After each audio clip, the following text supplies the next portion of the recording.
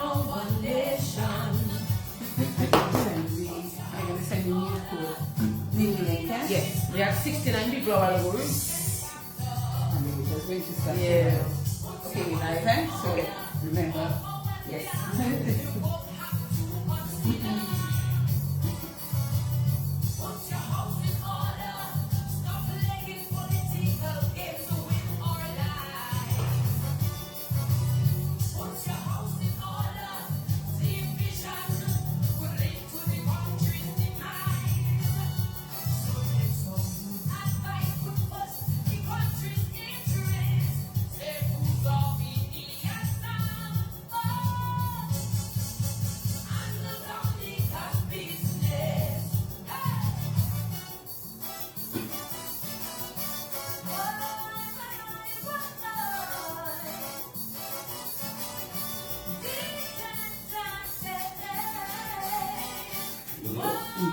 Thank you. The other one is still on DSL, so you don't want to be ADSL. That's the title. But the title is more. Okay, I understand.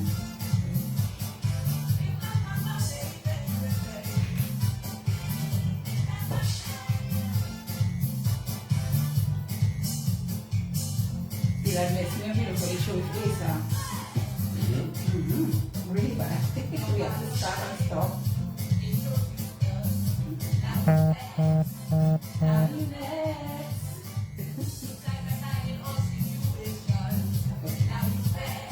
Okay, you. We come back on my.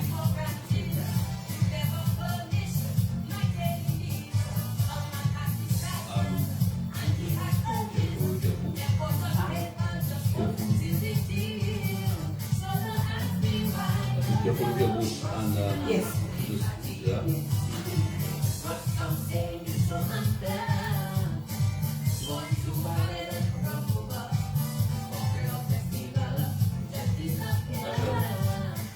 It's 28 is the time in the studios here at Q95. All right, we were just trying to get things settled because we do have a wide viewership on social media. So we just wanted to make sure that that was okay. And so we should be good to go. We shared a new link. So we hope that you will join us on that new link for the program tonight.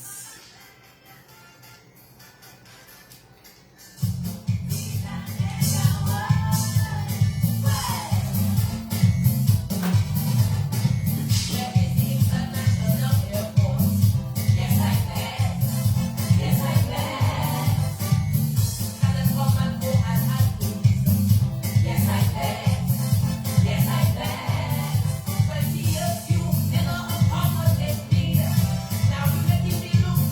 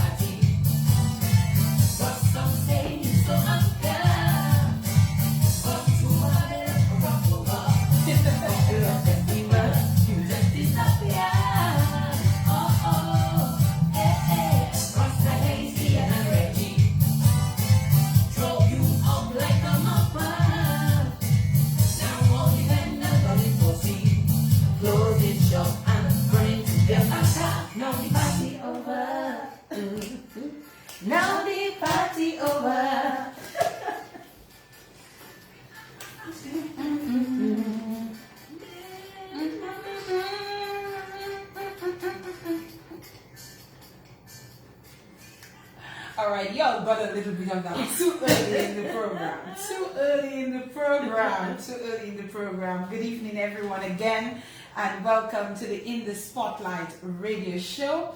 We had to stop. We had to restart our Facebook Live, so we hope that everything is A-okay now and good to go. Thank you to those of you who are joining us on the In the Spotlight radio show page for our live this evening.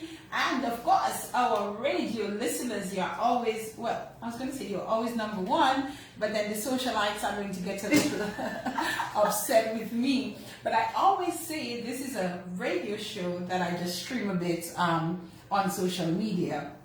And so we are here tonight. Tasha, my lovely Tasha, good evening. Good evening, Fadina, my lovely Fadina. How are you, Tasha? I'm doing great. I have no complaints. How about you? I am trying to be good. Yes. You know, when we came here, I had my scarf around my neck, yes. and you know my ginger tea, you know, to just help me out a little bit here tonight. Because Tasha, I just could not allow another Monday to go by, you know, without we doing our sit down here on the In the Spotlight radio show. You know how I feel about you. I admire you, and I don't mean to make you blush, but you know it's something that I've said to you, and it's just something about your personality. You know, you're really warm. You're a human. I know you may have your bad days or your days when you know a little fashion take you or something of this sort, right? Yes, dear. But generally, you're such a warm, beautiful individual. You are a star performer, no question about that. I mean, you just command this stage when you're out there. It's like, you know, it is my stage, and that we just have my moment. But I really wanted you to know that. I mean, you know that already in terms of, you know, what I think of you as a person, as a performer, as an artist. Now you're a cultural officer, yes. And so many things. You know, the future of culture is very bright in Dominica with you and the rest of the folks, Elson and the rest of the folks, yes. Giselle at the cultural division. And we will talk about that a bit later on in the program. But let me allow you to introduce yourself to our viewers and to our listeners. Hi, good night, everybody. It's your girl Tasha P. Peltier. I am the 2022 virtual Calypso Monarch of Dominica, and I'm so excited to be here with Fadina. Fadina knows how much I love her too, and even you know outside of social media publicity, we've been friends, yes, and you know we talk yes. about a lot of things, and we've been very close. So having this opportunity tonight to be live in the spotlight, I watch your program, if not all the time, very often, and I'm very pleased with what it has been doing so far. Thank you, Tasha. The past 2 Mondays when we couldn't do it, I just really wanted it to get well. Yes. And I was just, from the moment you told me, let's go, Tasha, I'm going to try this. And yes. I was like, okay. And that was yesterday, actually. Yes. That was yesterday. You know, I said, hey, we're going to try this. If the radio listeners wouldn't hear me coughing, the social media ones will hear me, but we're going to try our best to control that. Yes, right? please. We're gonna try and our I'm best hoping that the ginger tea works. Yes, yes. You know, I had some really good, a good mixture of bush tea, you know, over the weekend. And I think that is why on Sunday I could somewhat make the decision. Let's roll, you know, let's do our best with that. Lovely. So Tasha, here we are. Yes. So let me first congratulate you. Thank you. On capturing the title of the Calypso Monarch, virtual Calypso Monarch for 2022. Yes, thank you. And we'll talk about that as well later yes. on. And again, to through this medium, to congratulate you as well for being the first ever female monarch in Dominica. I was giving you the story a little earlier on. You know, I was saying to Tasha, you know, as judges coordinator, obviously I am one of the first people along with the judges to know who the winner is. And I remember that night, you know, I would normally have to walk backstage with no security really to go with the results. But people are good people. No one ever tried to take the results from my hands. For the 13 years I did this, no one has, you know, ever tried to do that. And I remember coming backstage, and I remember seeing your dad, you know. Oh yeah. And he looked at me, you know, and I whispered a little something. I And I suspected right there he knew. And then even you, Tasha, you told me, tell me what you told me on that night. You know, I was just standing there waiting, all of us coming on stage, and I felt, usually when Fudana and I see each other, speaking to the people who live, we always give each other that nice, warm smile. But on that particular night, I felt there's a warm smile, a lot warmer than usual. But I still didn't pick up, because you know how things were in Dominica, not being able to see another female Calypso Monarch before. So in my head, I was like, you know what? Whatever it is, I had fun. And then, I couldn't tell you or tell, any that kind of thing. But you could feel it. I felt it from you first, but I just didn't realize it was that until long after. Yes, that was a historic night in Dominica, and it was very well deserved. I don't think people could say, oh, Tasha didn't deserve a crown. It was a long time coming for a female monarch to be crowned, and it turned out to be you. There are people who feel there may have been one or two other situations before you where probably a woman should have won the title. Especially there was a year when singing Sandy. Oh gosh, I watched that competition. Now that I'm no longer a judges coordinator, if I have to share the story of what was going on in that booth up there, it was really, really, really something else. I can tell you, I'm there amongst all of these grown men. It was mostly men, I think, who judged that particular show, if I'm not mistaken. Okay. And let me tell you, Tasha, it was a sight to behold. I even remember at one point having to yell after them and tell them pull themselves together. Oh my God, it was that crazy. Yes, it was that crazy. It was that crazy on that night. I definitely recall that night. But you came, my dear, and you did it a couple of years later.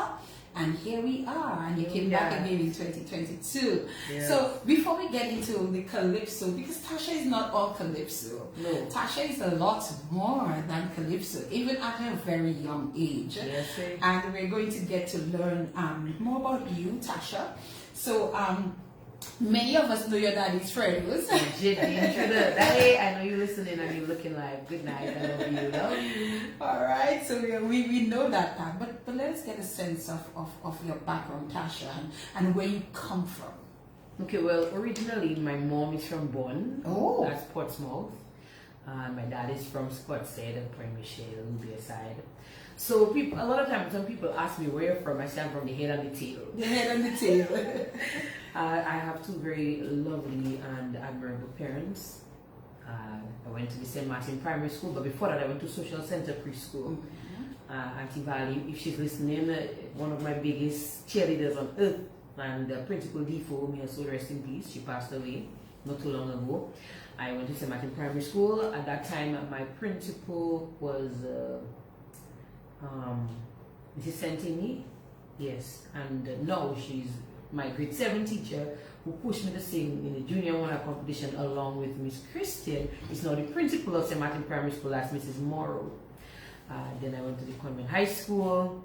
My principal was Mrs. Levy then, and then it became Mrs. Dublin. And then I went to the Dominica State College.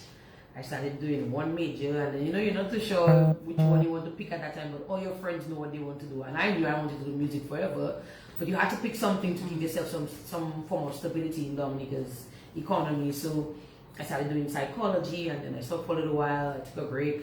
I did Spanish as a major, and I stopped for a while.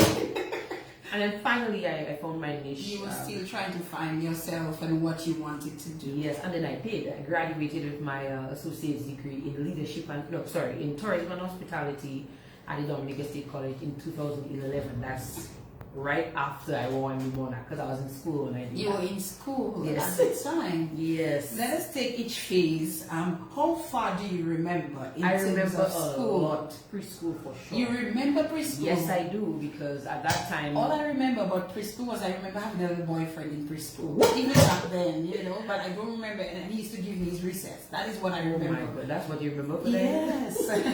Well, I remember being very inquisitive. I was not troublesome based on what I remember and can recall, but I used to ask a lot of questions. And there were some teachers, or some at the time I was in the the daycare section. Some of them, some people don't like children asking a lot of questions, so they didn't really adapt to me. But there would be few of them, and I can't remember their names, but I remember their faces. And I would ask questions and they would answer everything. No matter how difficult the question would have been, they tried to make it childlike, so then it wouldn't be too much to tell me. And I remember their faces like it was yesterday. I can envision them. I may not remember their names, but when I see them, Miss, and they would encourage me to, if you have anything you want to know, you want to ask a question, ask away. And then they would push me, and as a result, I became a little more and more inquisitive, and I would escape from the daycare to go downstairs into the preschool. Wow. So I wasn't yet in preschool, but I loved interacting with older children because I got a sense of belonging. And Tasha, you remember that? I do. And then whenever that one particular teacher, whenever she would see me, I would have to try to run up the steps with my little legs, running up the steps. But I remember very vaguely how I used to get there, but those memories, they stuck with me because they were both positive, and also they used to give us a lot of Kalaloo, and that's one of the reasons I never liked Kalaloo. Up till today, whenever there's Kalaloo, I don't want Kalaloo. Not because it's not nice, but because you had too much of it. Too much. Too much of it. Yeah, so that's preschool for sure. And I remember my graduation, and I had to wear yellow because it was a yellow graduation, and the mommy had to give me a nice pair of shoes, and I was sad because my ribbon didn't want to stay when she was tying it, but I was about 5 at that time. What mommy said, you know what, let's tie the ribbon. Mommy tied the ribbon, and we took a lot of pictures, but in my pictures, if you look at my face, it's like I wasn't too happy. And then I had a boyfriend, a little chick. You should have had, as you said, you had a little boyfriend. Yes. I had a little chick, but the chick had another girlfriend. So at the graduation, I felt like, so why is he sitting next to me? But it was not our choice as to where we were sitting. We were put to sit, and I was just sad. And it just so happened they put him and the other girl to sit next to each other, and I had to sit down. So Tasha, you were a side chick, man. Well, I don't understand that. without any regard for effort, yes. Oh so my yes. goodness. So that's preschool. That's preschool. And I remember Auntie Valley being my favorite of all my teachers, because you know, like when some people are born with a gift or a knack for children, Auntie Valley was one of those for me. She's still alive today, coming to church every Saturday, like I go to church religiously every Saturday, if not all Saturdays. And still today, I get the same look from her, so proud of me and everything. And I always talking so good about me. I love Auntie Valley, and I wish she continues to nurture children coming up. Then we have primary school. Ooh, well, I was a little tomboy, so everybody knew about that part. I didn't like girly stuff. I hated having to wear it is so beautiful. How you like girly stuff? But if I have to give you that story, that's something else. But I really never liked girly stuff. And I think too, it's because sometimes of how you're raised and what clothes you have available to you at the time, you wear what you feel comfortable in. So I found my personality in what I had. Okay. So whatever mommy and daddy could afford, that's what Tasha wore. Okay. And I felt more comfortable in the boyish clothes, the big baggy clothes, and walking like, you swear. Anyways, I was a little boy. But mommy and daddy didn't mind. They liked that I was very reasoned. But in primary school, I had some tough days in primary school because I was tomboyish and because I didn't have a lot like what my other friends had. So some of my friends were more privileged at that time to have new shoes every year, nice kimono, or like nice jewelry to come to school, their hair well combed. So sometimes I didn't have that privilege, and it was hard because they would bully me. Oh, I was bullied a lot most of my primary school life. They would trip me, break my pencil point, take my ears and bite it. Just because you wore boyish clothes, and because I didn't have boyish, right? And also, as I said, because my parents at the time they couldn't really afford to give to you, so I had what hand-me-downs, and yes. They really made fun of me, and then my hair was a little thick. So whenever my grandaunt would comb my hair, I'd have some big, I used to call them pregnant Congos because she'd do them in your right side, and they would stay fat, and I never liked them. So now, didn't you ever tell Granny you didn't like those? I wanted to, but then that kind of being rude at that time. But definitely. And she did her best. Well, I guess she couldn't really comb, but she could comb to that extent. So I had to endure having those big fat Congos every day for school. Until eventually at 7 years I decided, you know what, I'm learning to comb my own hair. So at 7, I learned to comb my own hair in the darkness. And No mirror, just a comb and stop. So in that sense, then, how did you comb your own hair? Like, did you like plaits? Did you do smaller Congos? What was it for you? Right, so in the beginning it was plaits. Mm-hmm. But I learned to cornrow at a little older age when I started going to high school. Mm-hmm. Now, high school is different in that everybody's maturing, your perspective is more broadened, you see different children you've never met before from other schools, the personalities are different, everything is different in high school. So the bullying was even worse. Oh, I got bullied in high school. Yeah. High school. And what high school was that? Some of the best memories in terms of some of the friends that I made. Mm-hmm. What high school? Convent High School. Convent High School. Yes, I still think it's the best high school for me at that time. I really wanted to go to secondary school or grammar school to join my cousin. And as you say that, though, Tasha, it's not to really bring this up, but recently there was an anniversary of the school in question. Yes, and then we saw- Yes. 164. And one or two of the students who apparently experienced some of what you did decided that they were going to talk about it. Yes. And it creates quite a bit of a stir Yes, on social media.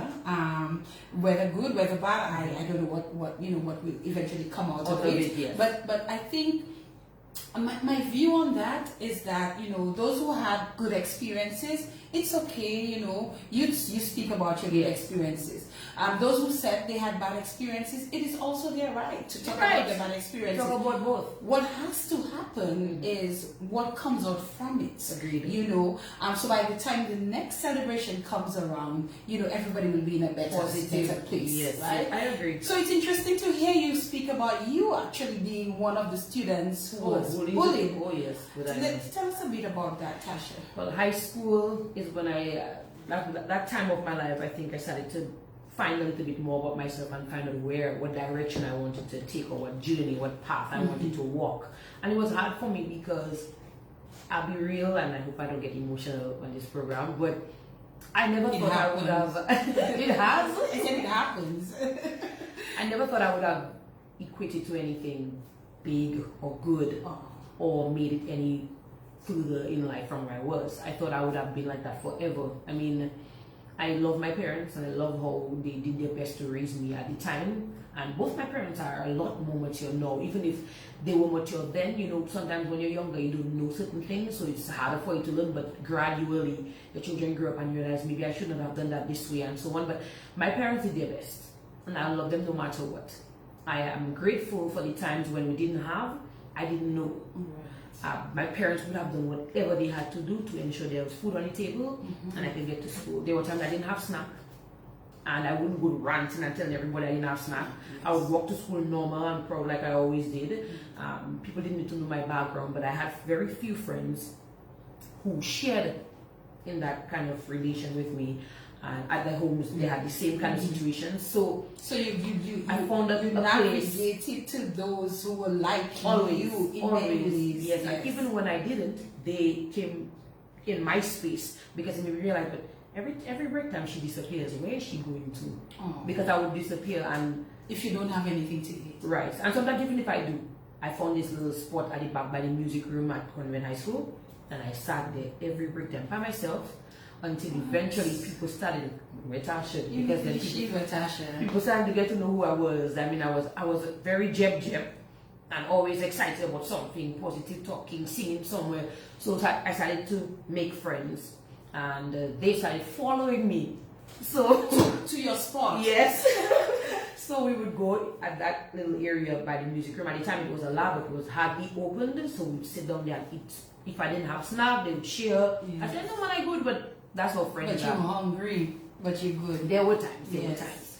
And that's how I started making friends. I started to realize that there are other people like me, and I didn't have to be afraid of speaking about it. So I started confiding in some of these people. Yes. And I suspect these remain lifelong friends still today. Yes. And in terms of Tasha, and I mean, we do not want to dwell on the bullying per se. No problem, I feel comfortable. But it is important that we speak about those things, because even today, children are still being bullied in school. Yes, they are. For the simplest and most ridiculous things. So I'm trying to understand from you, what type of bullying did you experience at high school? Yes. One, and I also want to know if you carried over the boyish tomboy ways into your new school, your high school environment. I did. I still today have a lot of tomboyish ways, and it's not because I won't say I chose to be that way. I think it is just naturally, that's who I am. I like to keep myself covered.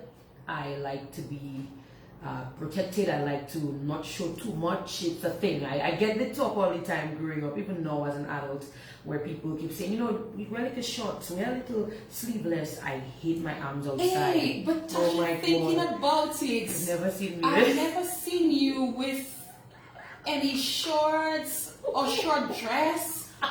And I don't like dresses. It's interesting that you bring that to the fore, and I'm sure there are many people who are now probably saying, but wait, come to think about it, I've never seen this young lady in a pair of shorts. If I did it with the Swinging Stars band, but I always had stockings. So it didn't feel like I was naked or people looking at my legs or... Oh my God. And you still feel that way even Yes, today? I do. I'll expound on that a little bit. All right. But in Go back to the the bullying, yes.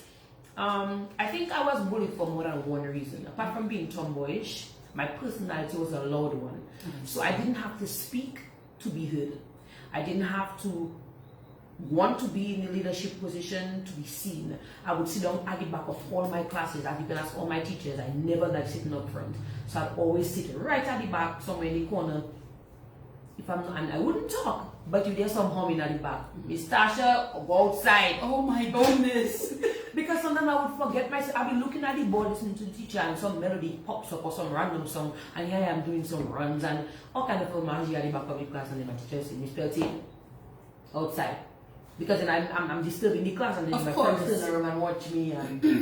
But it wasn't intentional. It's just the whole. I was forming this whole musical right in my head, and it made me go outside a lot. But I learned eventually to control that and focus on school. I loved school for that. Even today, I think I'm a schoolaholic, if that's a word. I love school, and I miss school, if for want of a better statement. So from that. The bullying also was triggered because of my voice. So because of my voice, there were some people who were like, you know, in every school there's the hottest girl in school, or the prettiest girl in school, or maybe the richest. They would they'll be my friend. The most stylish one, right. Fashionable one. So these people would want to either come and give me a compliment. A compliment? I'll show you singing, and I said, girl, you can sing me. Girl, you must come and sing. When I get married, and even today, some people who actually got married from school, I sang at their weddings. So some other people would either get jealous of how much attention I was getting, even if I didn't want the attention. You didn't ask for it. I never did, and I never. As a matter of fact, Ma Sevre, she used to be a teacher at Convent High School who led the house St. John's. I was in her class in 301. She was the class teacher at the time. And this teacher was passing one day. I think I went to the bathroom, and she overheard me doing some. Oh my God, I can never forget that song. It's an English song that was converted into French for her French class, because she's also a French teacher. And it's Blessed be the name of the Lord. Blessed be the name of the Lord. So she taught it to us in French in class, but I went to the bathroom, so I was like, Béni soit le nom du Seigneur, and she passed by the bathroom and she heard me. And that was the time when I think my life changed. Oh. She came back to the classroom and she said, Miss Peltier! And she started talking in French. I can't remember what she said. I said, yes, Miss Taka, what did I do? She said, you will be singing at our assembly next week. I said, Miss, no, please. please. Miss, no, and mark you up. But then I was shaking because I see Lord, I have to go in front of all the children that maybe don't like my God already. Why you want to put me in front of the class? Or in front of an assembly of the entire school? Yes. Oh, anyway, she said, if you don't go, I'll give you a detention. So I said, Miss, please, Miss, I don't want to go. And I started. She said, okay, you don't want to go, I'll give you 2 detentions. I said, Miss, please, Miss, I'll sing it in class, but I can't sing it in assembly. She said, okay, you have 3 detentions. I said, Miss, my father will kill me, because my father was very strict with all of us growing up. And I said, Miss, please. She said, okay, you don't want to do it? You have 4 detentions. That means you have a suspension to go to the principal's office. Oh my goodness. And then I went to the principal's office. You and I went? was shaking because I was told to But go. you could have read it. You couldn't have changed your No, mind. because I was so scared of going in front of people to sing. I was still very, very nervous, very shy. Didn't want to make a mistake. And even today, as an artist, I'm very cautious of how I present myself on stage, especially in competition. Not forgetting lyrics and I'm very, very adamant, and I needed to always know my material before I step in front of people because it's humiliating for that. It's very, very humiliating. But anyways, eventually when I went to the principal, she understood what Mrs. Sever was trying to do.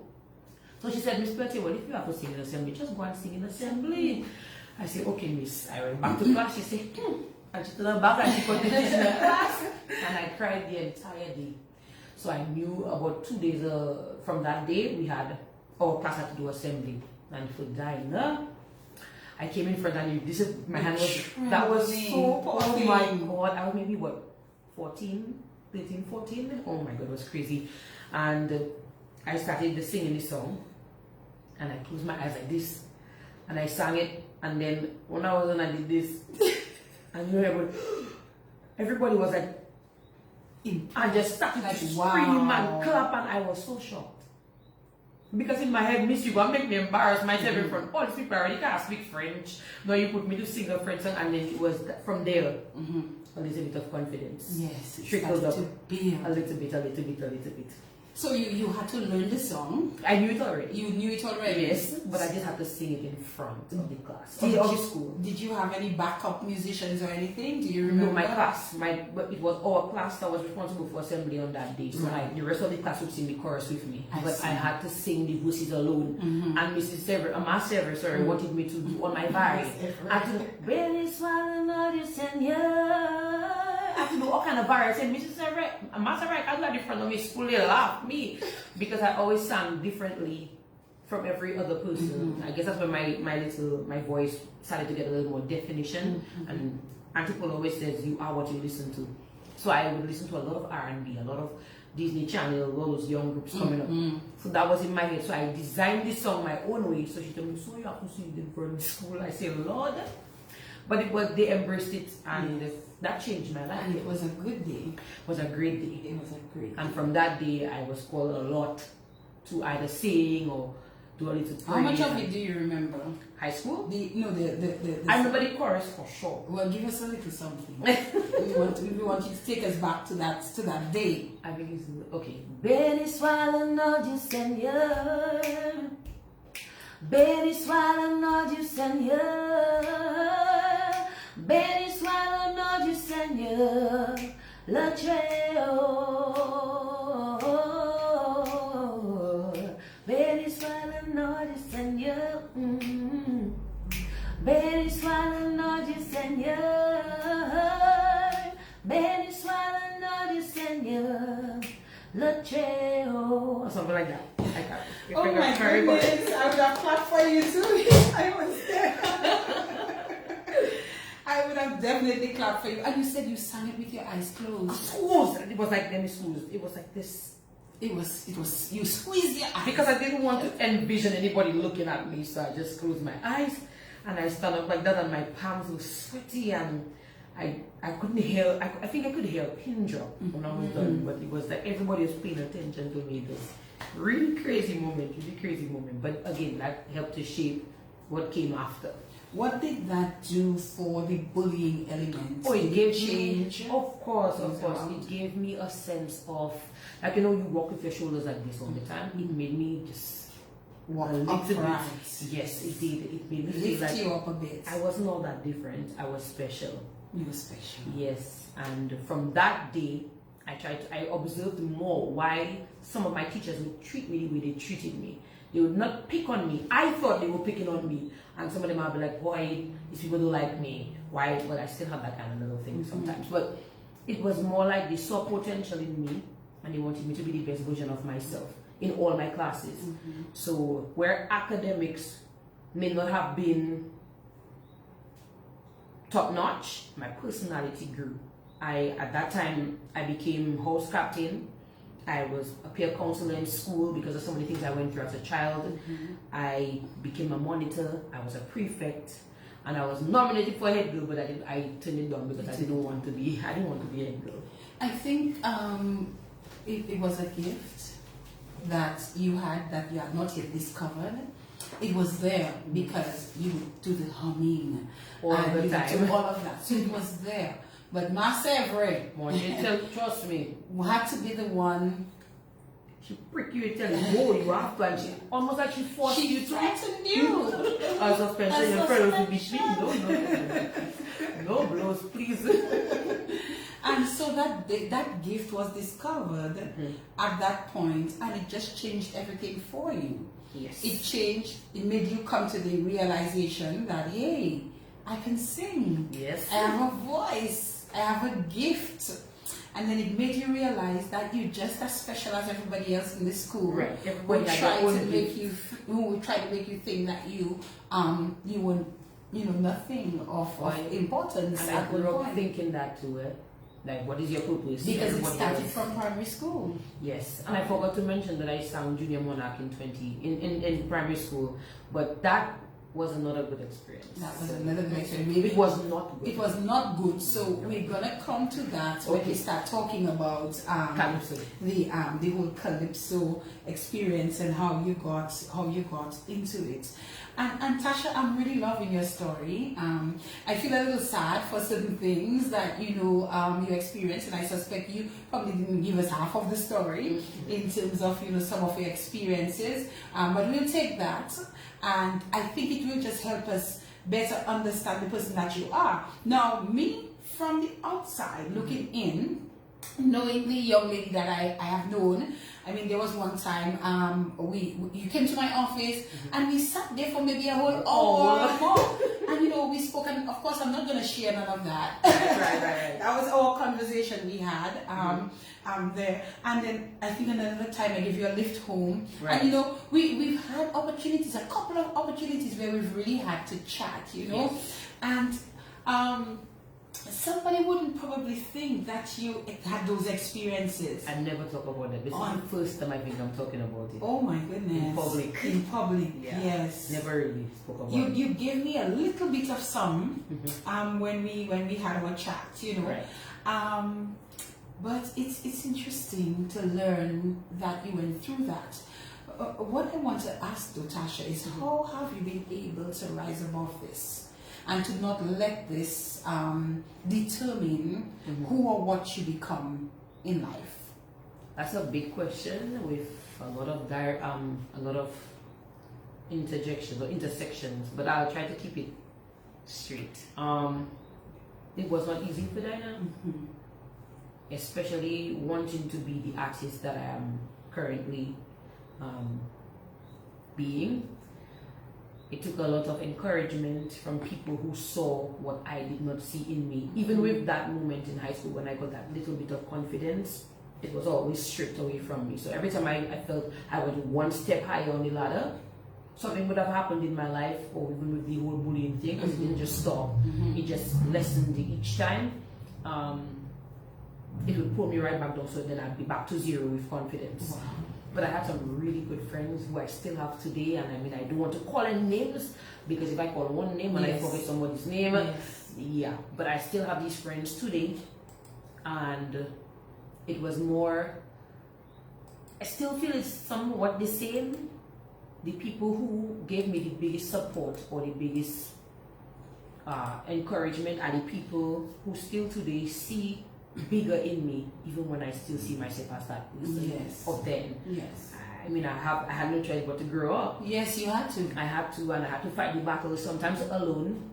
But again, the friends, the real friends, the core friends that I have, they never gave me the chance to stay down too long. Right. I would ask for space, or they would see me in my little hole, give me a little while, and then they come back and say, shake that off. So you would do that, Tasha? You would pull yourself away.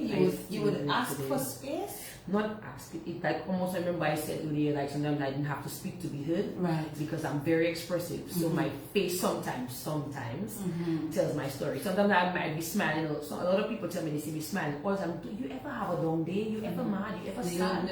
No, because I smile every day, thinking of why I'm smiling, or give myself a reason to smile, so then people don't have to know every single thing that I'm going through that's bad or that's negative. So again, my friends, they know me so well. I would smile, walk right through rows, and they would see me and they say, you think we should be? You know you too well. Something is amiss. Right. And especially when I'm silent, because I'm usually the life of the party. I will be making everybody laugh or dancing when nobody dancing, just to start it off. And these friends would observe even through that cover, something's wrong. So they'll give me a moment without me having to ask for it, and then when they see I'm going to break down or I'm not handling it properly, they approach. Tash, let's talk. So your friends know you. Yes. And they know how to deal with you. All too well. Yes. Yes. This is interesting. And then you would have gone then to the Dominica State College. Yes, where I made even more friends. Again, that's where Fedina, the tomboy in me, was at its peak. Like, let me tell you, those boys in school were Are you kidding me? What? Like, I mean, not trying to get too excited about it, because college days were some of my best school days. I will always hold a lot of them close to my heart. I had more male friends than female friends. The few female friends that I actually had were those, again, I kind of pulled up from high school, and then at a certain time, very few of my friends were remaining in Dominica. They traveled and so on. But yes, that was when my tomboy vibe, my tomboy personality was at its peak. Oh, all them fellas would be like, well, there's a partner. I had to get roughed up just like other fellas. But I wore a lot of big pants and big shirts until my mother, oh boy, decided. My mom is a seamstress. I know my mom is maybe most likely watching or listening. I love you too, mommy. Good night. Nice to have you here watching. My mom is a seamstress, so all my uniforms at that time were made by my mom. Okay. She decided, you know what, I'm fed about seeing you in pants, no more pants. And Tasha hates skirts and dresses. Do not give me that. You wear them now, you're to work. So I have no choice. I'll say I have no choice because I give it that story.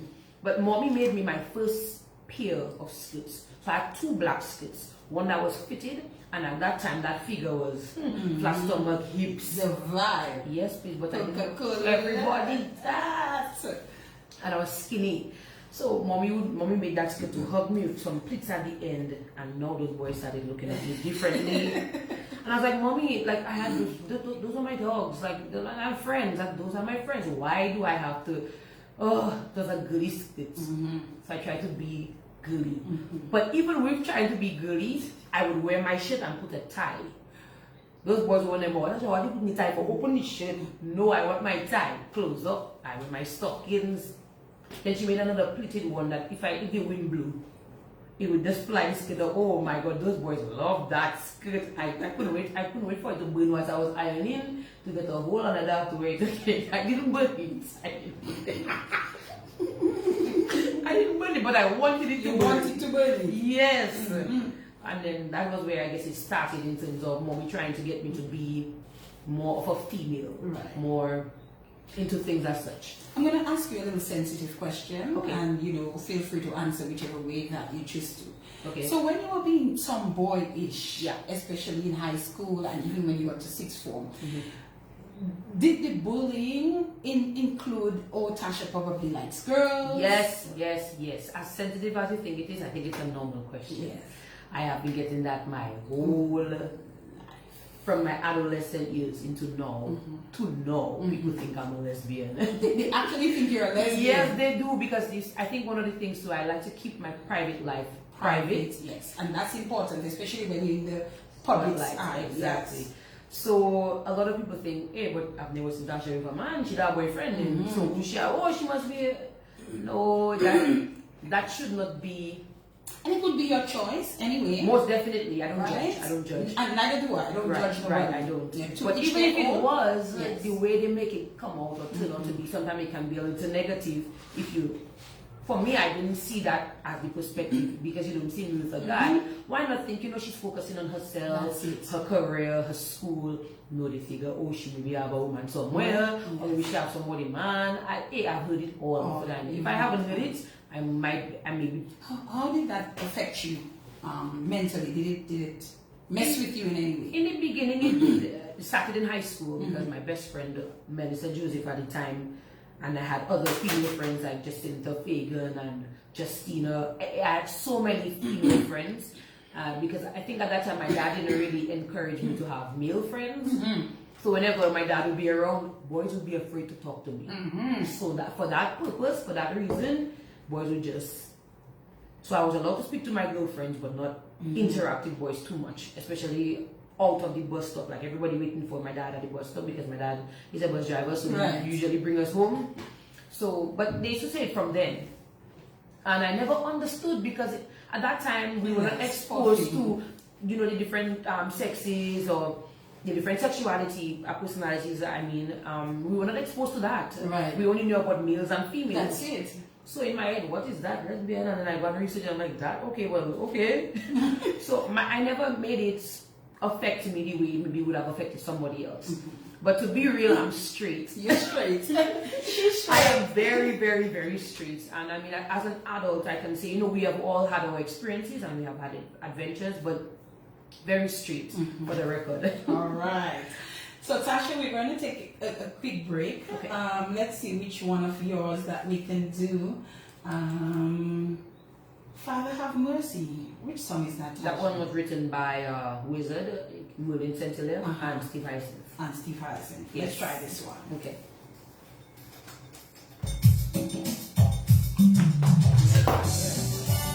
You're my daddy. Street daddy, eh? We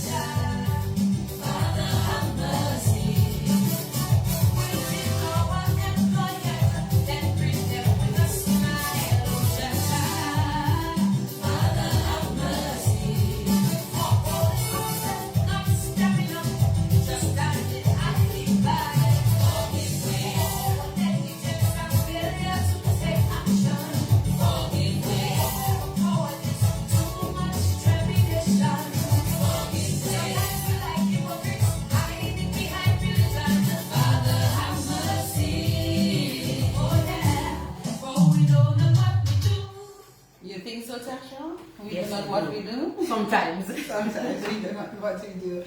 All right, so Tasha, you left State College. You said earlier on that you did this, you did that, and Oh, then yes. finally you made a decision on Tourism and hospitality. tourism and hospitality. Best decision I ever made. Tell me why. I just love I love hospitality. I love serving people. I love seeing a customer come into a place and be satisfied with the service. I love knowing more about my country and how I could sell my country and how I could make people want to come to Dominica. I love the whole aspect of the different aspects of tourism, where you have like marketing, business, and you have hospitality, you have the hotel aspect. I just love everything about it. And I think that it allowed my personality to bubble up a little bit more. Even with the management aspect, I found myself gravitating a little bit towards the management leadership aspect. All my group projects, everybody says Tasha is a leader. I'm like, oh my God, why? Again, I love precision. I'm a perfectionist, I think. I think so from what we see on stage. I am a perfectionist. If one thing goes wrong, I feel, or something didn't go according to how it's supposed to, it will bother me. Not that it might have made a difference in the results of the performance, but it would bother me afterwards, like, oh shucks, that didn't go that way. But all these parts of my personality started to blossom a little more with tourism and hospitality. You're at culture now. Yes. What is it like being at culture? I mean, we'll get into all the rest of the music stuff in a while. What is it like being at culture, and is that your final destination? I don't think that any of us have a final destination per se. I think we are free to broaden our scopes and try different things and explore different things. And a lot of times people work in a company for 20 years and then they find some other part of some other niche where they can grow a little bit more.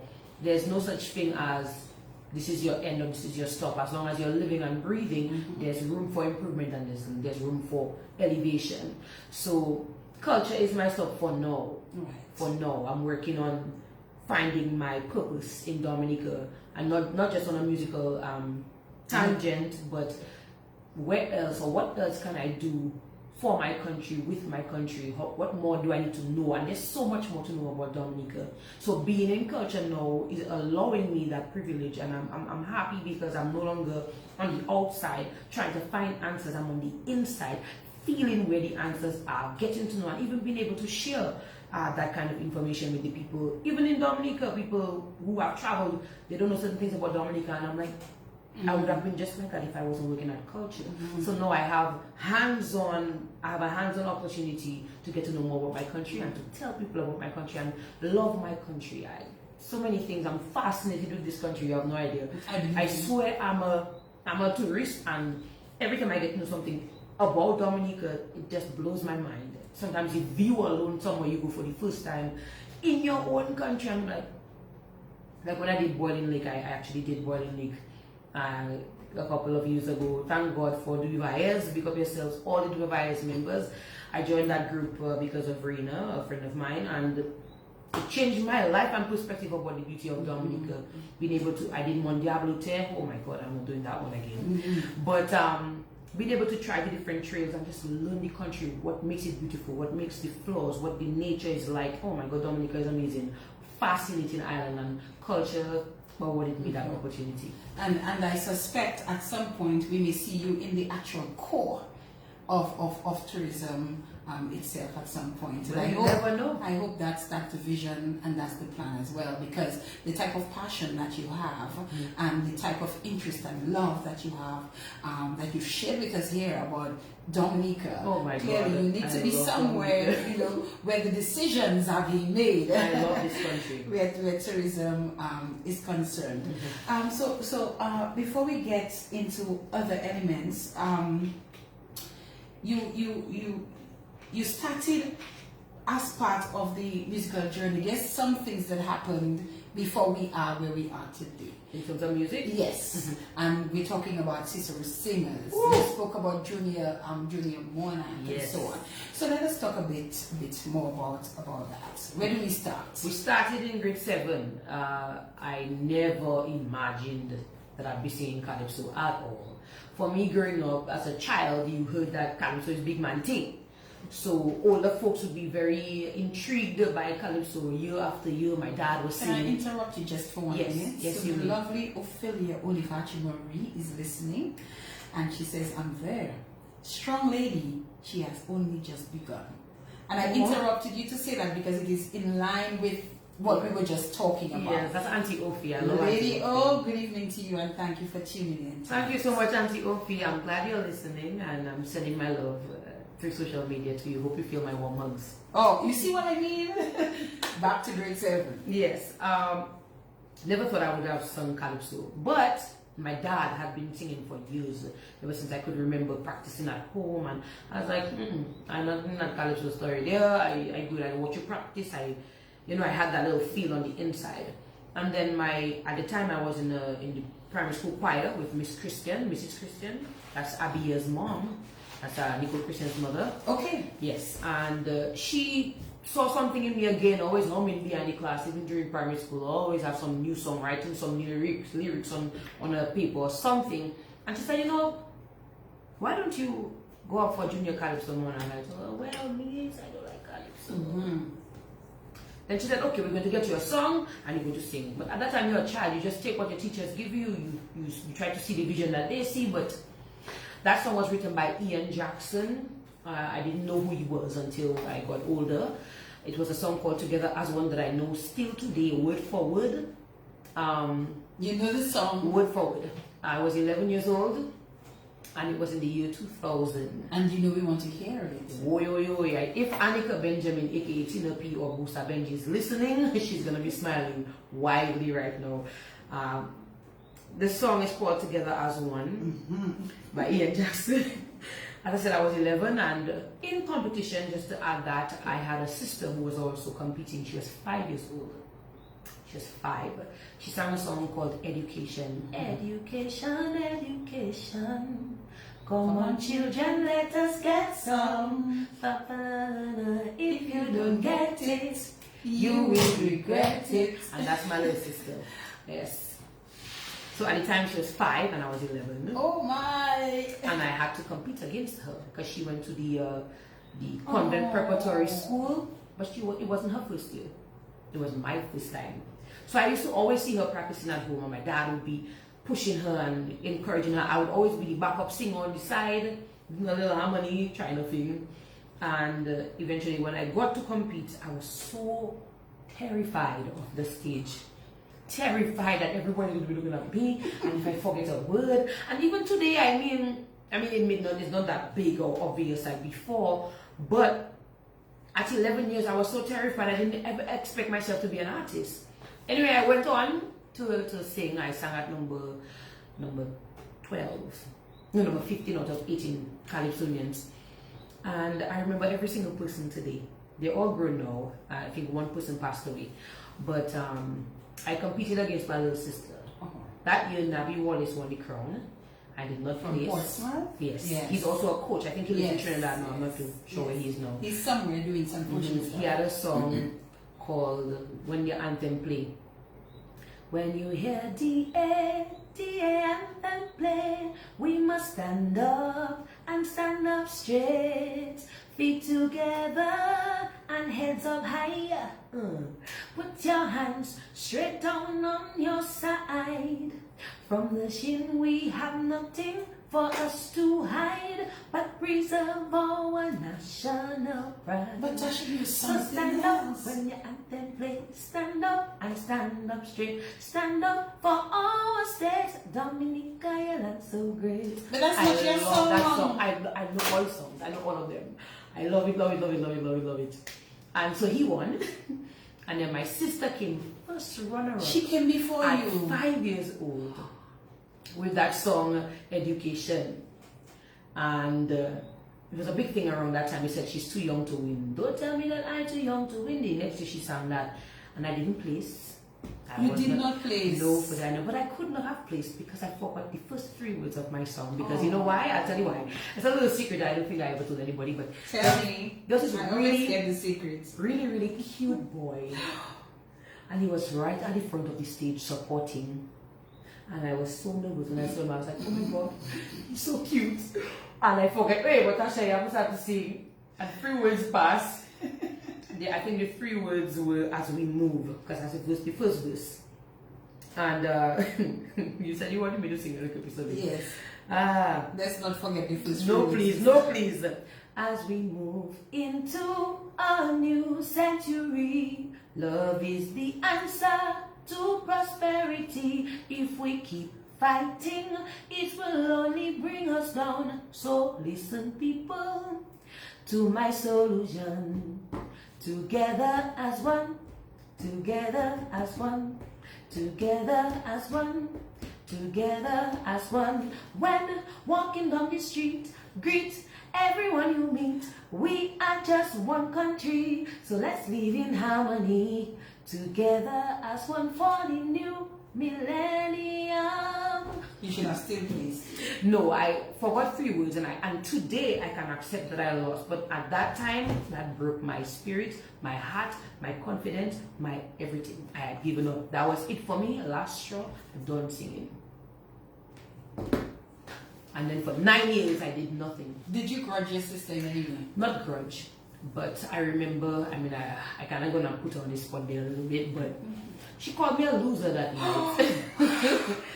But for that, she was 5 years. She was 5 years She was old. 5 years old. But you know, she's 5. I'm 11. You know what's going through my head. I take that very, very. Yes. And for years, Because your little sister beat you. she beat me, she laughed at me, and then she called me a loser. Oh, that was it for Tasha. That loser word stuck with me. And it's surprising that I say it now and I'm laughing, because I would just sit down and I would just cry. I cried that entire night, and we had to go on the same bus. So she had her trophy and her little fig and say, hey, loser. Oh my God. Oh, she was taunting you. She's 5, so of course she would, you know, and it felt good. I beat my big sister. And she didn't think she was doing anything wrong, No, you know? no, she was a child. Oh, and my. today, again, I started, as I said, I can laugh about it. And I'm sure if she's looking live, I know my sister Curville, I saw her, she was responding. I'm sure all my many siblings are listening and watching live. But she was 5 years old, so it infringed on my confidence level. Yeah. But that was not any of her fault. I can laugh about it today because you know how silly. Look at how silly that simple is. My sister beat me. I go and cry. Okay, call your loser. Get over it. But I was 11.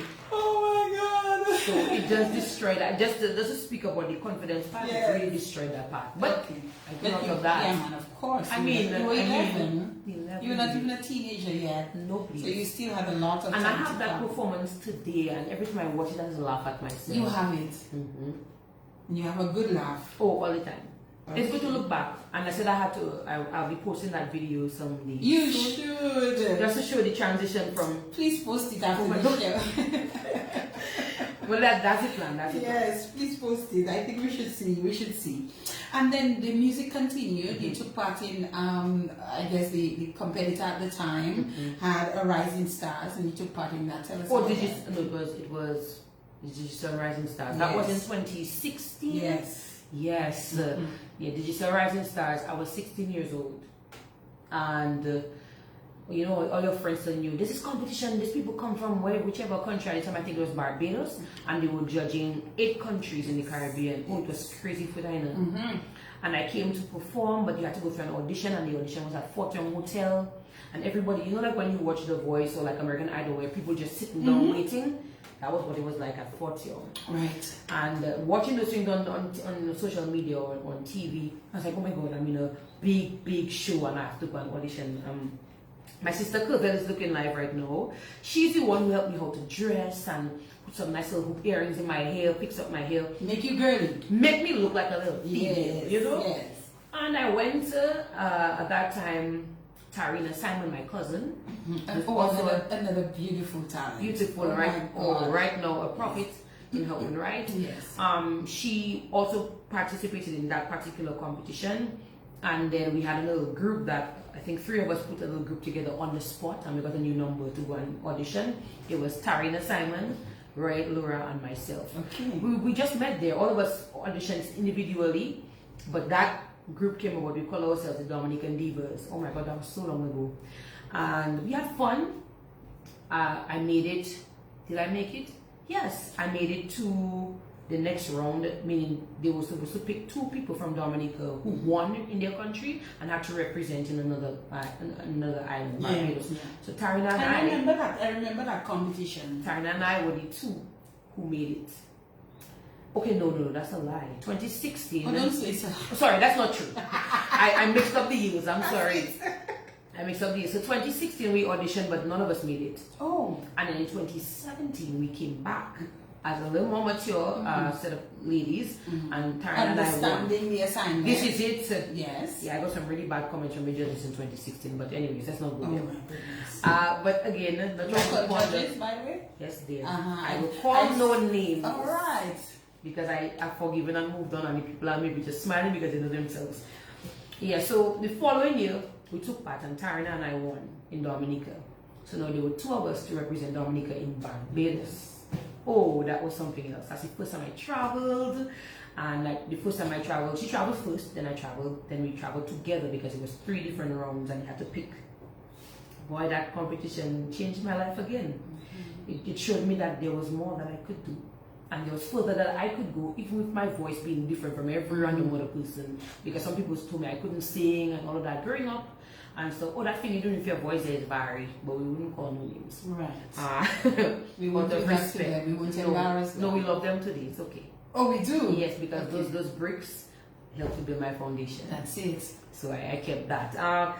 So we went to Barbados, we represented each other. Tarina went on to win the competition that year. I got cut at the top 5. I made it. I was number 6. I'm not top 5. So and by 1 vote. Yes. At that time, the Caribbean people had to vote for their favorite. Yes. So there was some other competitors who they knew what to do to get people to push them to vote for them, and I just figured Dominica would just vote, you know. But I was very pleased that a Dominican won that year because Tarina really pushed. Oh, she's good. She was talented. I mean, very deserving.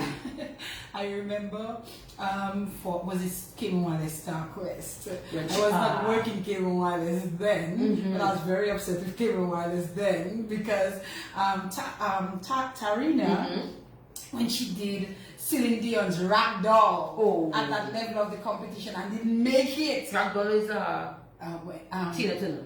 Tina Turner, sorry. Yes, I think Celine does a version of it if I'm not yes, mistaken. she does. Yes. Oh, wow. Yes. And then I was mad. I was looking devious at the time, and I remember making a comment on the radio, and I remember Antoinette Mora being very upset with me. Why?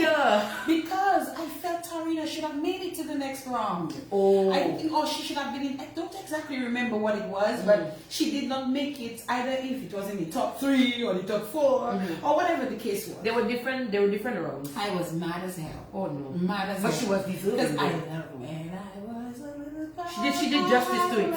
Oh, and at that time her voice was a lot more mature than mine. You know, everybody has a different developing stage, and Tarina was ready. She was ready for that time, and I was not. I loved her. But I love you too. I love my cousin. I always love her. I still love her today. You know, but that again was another part of my journey that I got disappointed in because I didn't make it. But again, it broke me for a little bit because I actually took a semester off from school. Oh wow! It was that bad. Yeah, my mom told me, no, Tash, just take the semester off. Compose yourself.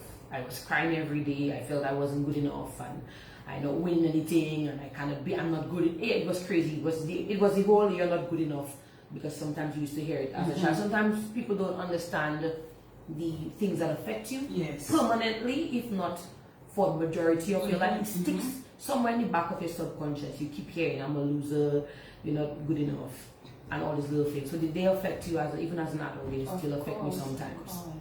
So but again, that was that. Yes. That was that. Yes. And then music would take you where next? Let's think about that a little bit. But let's take a bit of this one from yourself. This is one of my favorites of yours as well. Let's hear it.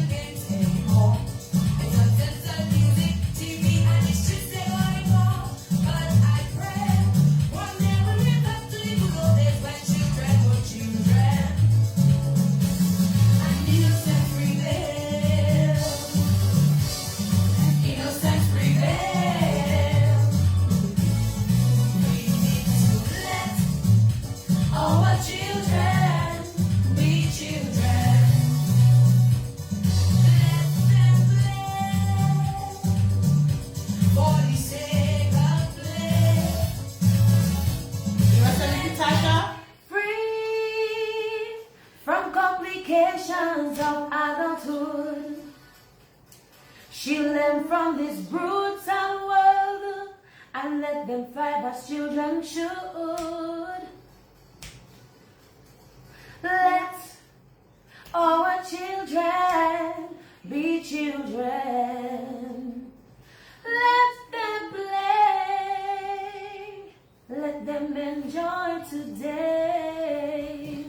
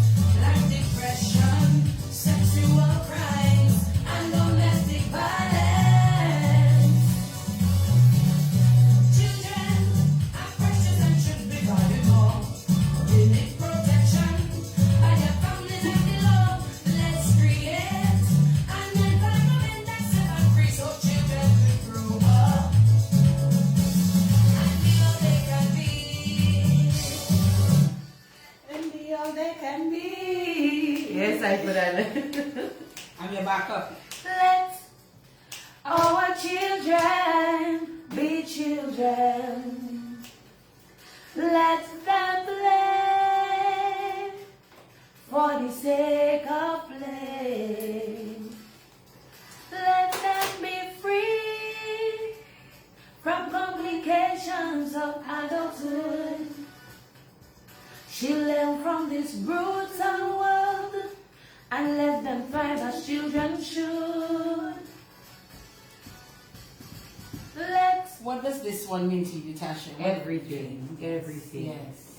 From its inception to what it's doing now. Mm-hmm. At the time, it was very close to my heart.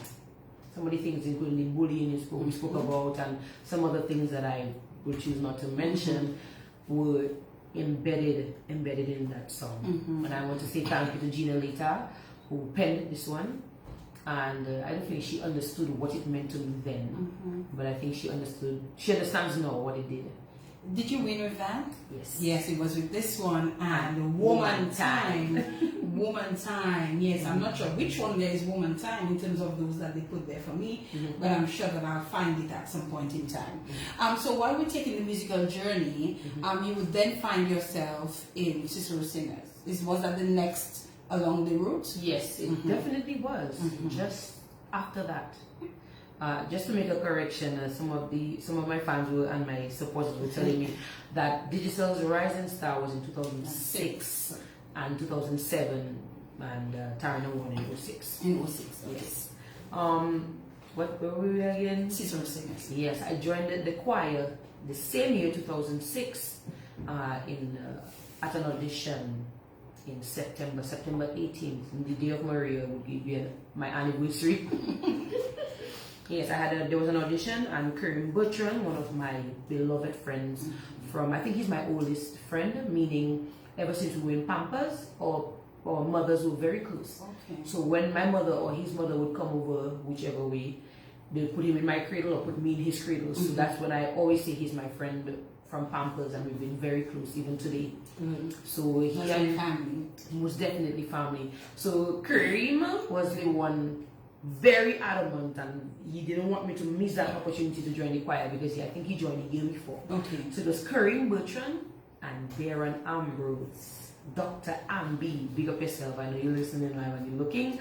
The two of them basically dragged me from where I was at the time to come to that particular audition with Auntie Pearl, and I was so nervous. But You're too nervous. No, because at that time, you know, your voice is, you still becoming yourself. And I just finished high school, And then Kerm why is Kerm harassing me? Like, I don't want to join a choir, I'm good. He used to make me sing on the bus stop for him all the time. So it was Nisha Charles and myself always in some ballads and singing some Celine Dion and Whitney Houston. And he encouraged me big time. He basically dragged me to that audition. And I auditioned. Again, I was so nervous. And people said, chop, come on, child. Let's start. And I started to cry.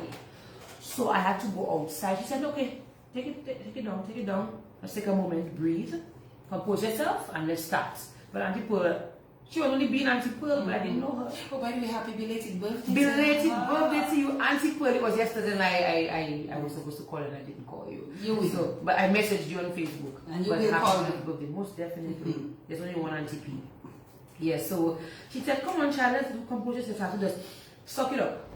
And let's do this. And we did our little part of the audition. What song you did for the audition? Yes, I did a song by Whitney Houston and Celine Dion. There Can Be Miracles. And I was so terrified because, again, people in the room looking at me, I don't know half of these people. And Auntie Paul is behind the piano and she's testing my range. And 2 lines, give us 2 lines.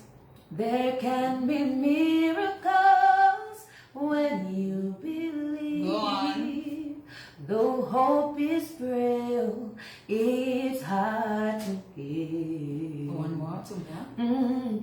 Who knows what miracles you can achieve when you believe? Somehow you will. You will when you believe. Oh, I know they're clapping too or sending some hearts. That's a little cookie there, on the spot. No, that's all right. We'll take that. It was still beautiful for us. Thank you. So that was the audition song. Yes. And it did okay, and I made it. I became an alto in the choir in 2006, and the rest is history. 13 years later, I decided to allow some other young people to have the opportunity. So I stepped out and started focusing more on other parts of my career. In 2019, 2019 was my last year. Wonderful, Tasha, wonderful. I love the choir. Oh, they're giving you the hearts. They're giving you the I hearts. love They're sending you the love. Oh. You're awesome, Tasha. We're not trying to make you blush, but Pick up my cheeks. I'm sorry. I don't mean to do that, I don't mean to do that.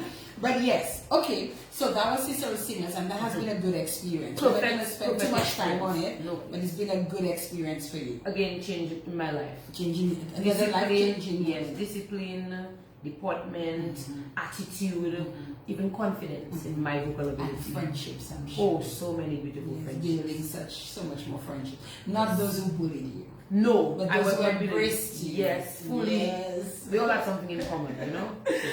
All right, Tasha, there is this one in this Calypso that you did in 2021. That's, people were just, crazy over, not at the beginning. You remember, treadmill. 2020, not at the beginning. Oh no, but in the beginning. I loved it from the beginning. I did, and I'm not just saying that because you're here. Okay. First of all, once you're on stage, I love you on stage.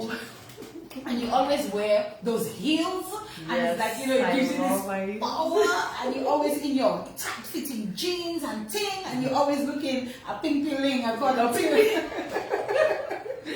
So with that, you're already commanding my attention on the stage. Right. And so even when you came out with treadmill and people were being a little bit skeptical about it, I say, that's a good one.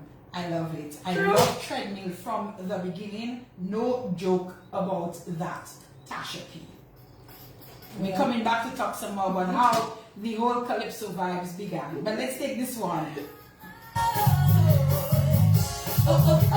Yes, but I really did. It's not a joke, Tasha. I really love that song. I felt it from the beginning. I knew what the message you were trying to say. even I was not confident in it in the beginning. And if you want to bring it out of time, Peter, we can talk about this. yes, please.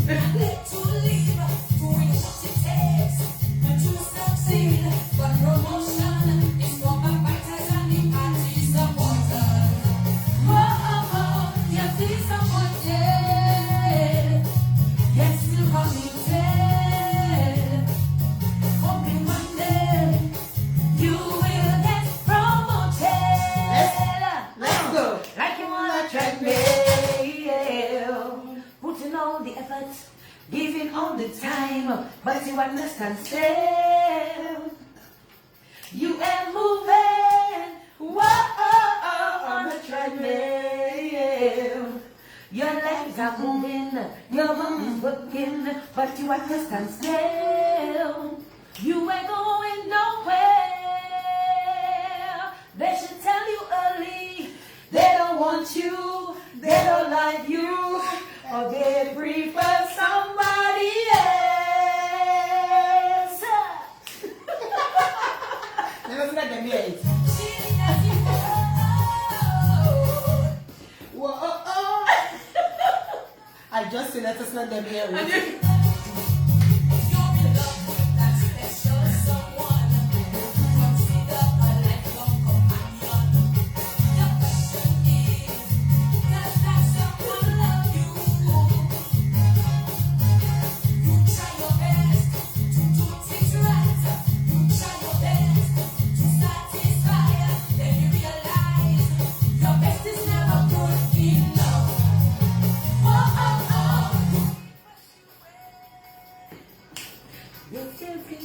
Where am I? Okay. It's like a greasy pole. You climb it. I want to dancing like you're on a treadmill. Putting all the effort, giving all the time, but you have to stand still. You ain't moving. Whoa, on a treadmill. Your legs are moving, your body's working, but you have to stand still. You ain't going nowhere. They should tell you early. They don't want you, they don't love you, or they prefer somebody else.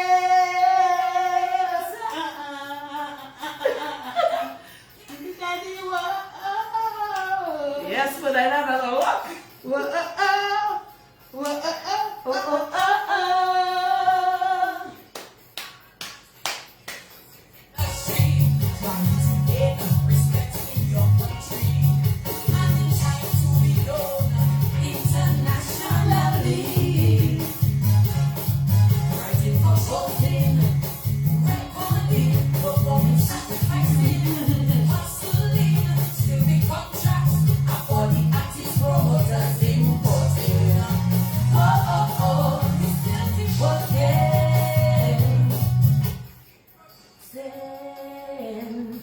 Hoping the next contract is for your signing. Like you on a treadmill, putting all the effort, giving all the time, but you want to stand still. You ain't moving, whoa, on a treadmill. Your legs are moving, your body's working, but you have to stand still. You ain't going nowhere. They should tell you early. They don't want you, they don't like you, and they prefer somebody else. What did you see for that?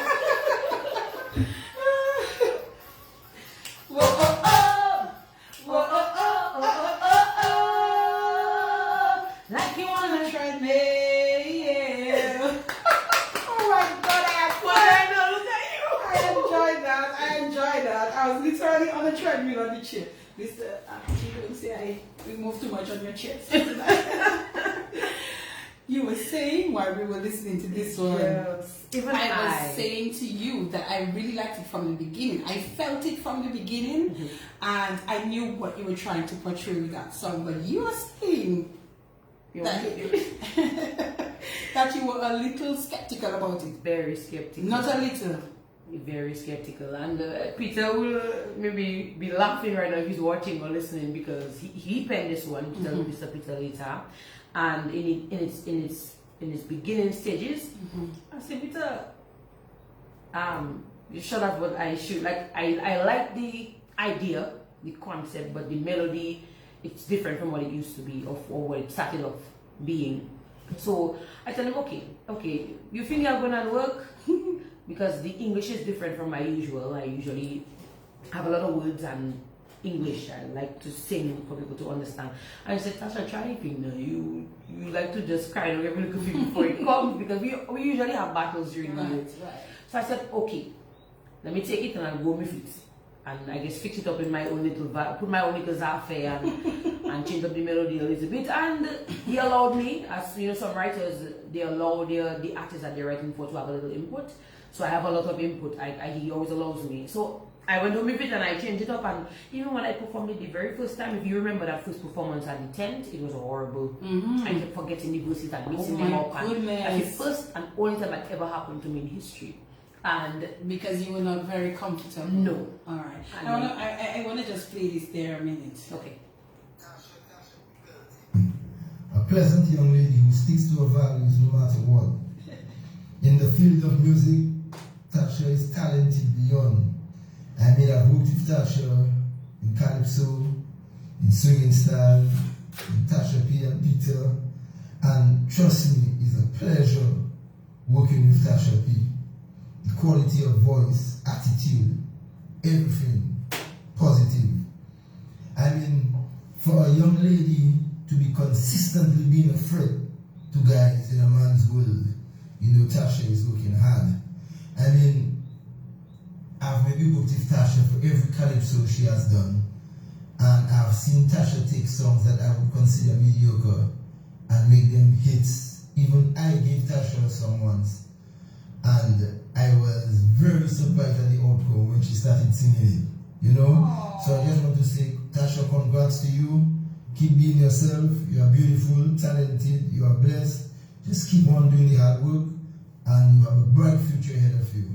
Big up, man, from your co-bands, man, your good friend, whatever it is, Peter later, man, mighty pigtail. Thank you for that. Peter, Tasha, I'm sorry. Oh, okay, guys, she's a little emotional, so I'm just gonna play another song and just allow her to pull herself together. All right. So I suspect I may have to be reluctant in playing some of the others there tonight. Oh, Tasha, I'm so sorry. All right, she's gonna be okay. Let's see which one we can play there while we just get her pulling herself together. Yes.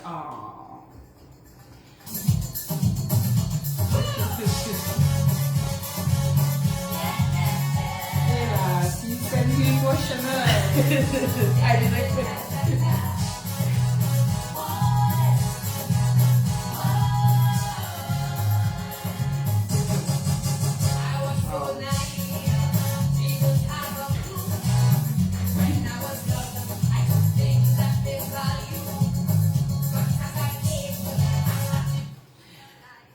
It's 9:56 is the time in the studios. We're definitely going to take a few extra minutes there tonight. Tasha, you got emotional there when you heard Peter, and I think it's not because it's Peter. I think from what you've experienced in life, you know, always being bullied, and I'm just drawing my own conclusions here, that you probably get a little overwhelmed and emotional when people start saying nice things about you. Yeah. This is somebody that you work with. Yes. He's your writer. Yes. And you play with him. One of my closest friends. One of your closest friends. Yeah. And also, you all do duos together. Oh yes, Tasha P and Peter. Tasha P and Peter. Let me do this one. Let me see what this one is going to do to you. I just want to congratulate Tasha on her stardom virtual Monarch, as well as the actual Calypso virtual Monarch. And I think she deserved it. She looked like she was practically the #1 competitor from start of the season to the end. And you know, over the years, sharing the stage with Tasha has been a pleasure. When I met Tasha for the first time, she always had a voice and she could always dance. But putting everything together and watching her grow over the years, I think she now understands what being an entertainer is about, what entertainment is really all about, and not just going on a stage and just singing and performing, but understand what an artist is. And we have quite a chemistry on stage, and I'm sure she's smiling listening to that.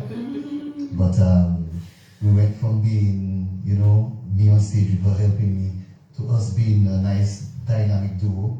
That when you look at the stage, there's actually something to look at, something fun to look at, where, you know, two people are actually enjoying themselves and performing and so on. And I'm really proud of her, and the sky's the limit for her. And I'm so proud of her, and Tasha, I just want to tell you, continue going. And you have so much more to gain. And this is just the beginning. You've been there for a while, but this is still just the beginning. You have so much more to gain. And I'm so proud of you.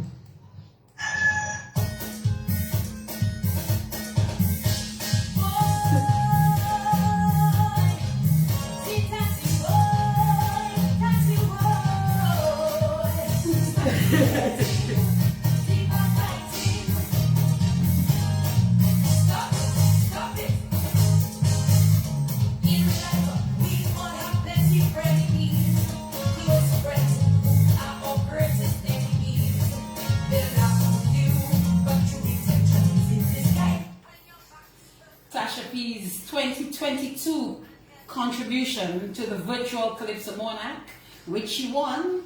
Congratulations to Tasha again on that. Real, Tasha? This one is real?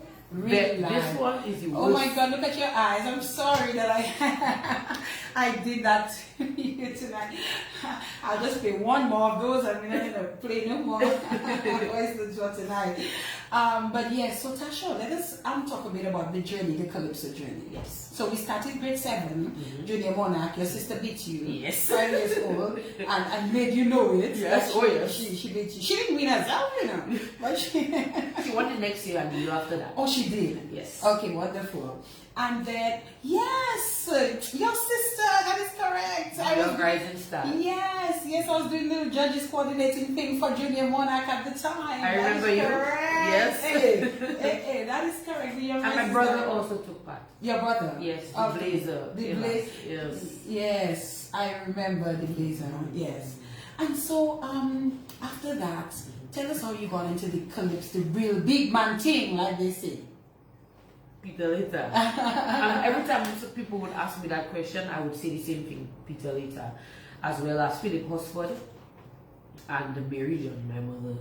My mother is a stickler for doing whatever makes you happy and whatever helps you to feel comfortable in yourself. So my mother gave me a level of confidence I felt I needed to have even as a child, but she never stopped giving it to me.